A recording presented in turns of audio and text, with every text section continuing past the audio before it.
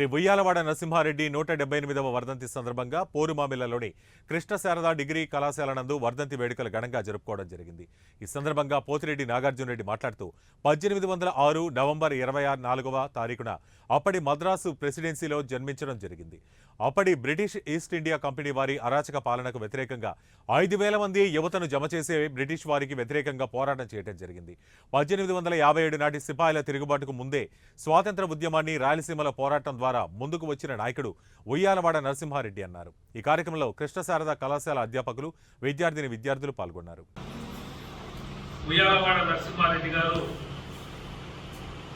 1806లో November 24 రూపన్నగుడి Uyyalawada కోవెలగుంట్ల తాలూకా అప్పటి మద్రాస్ రెసిడెన్సీలో ఆయన జన్మించడం జరిగింది.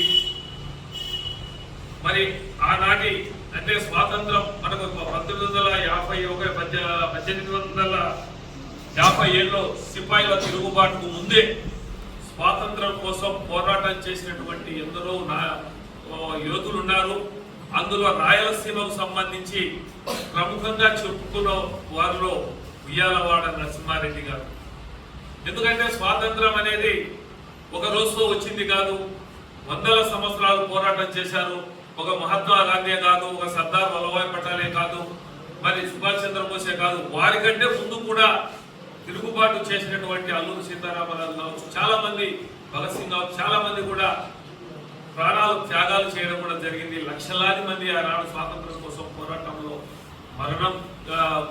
మరణించడం కూడా జరిగింది. అయితే మన ప్రాంతంలో 1800లో మనకు సిపాయిల అంటే బ్రిటిష్ వారు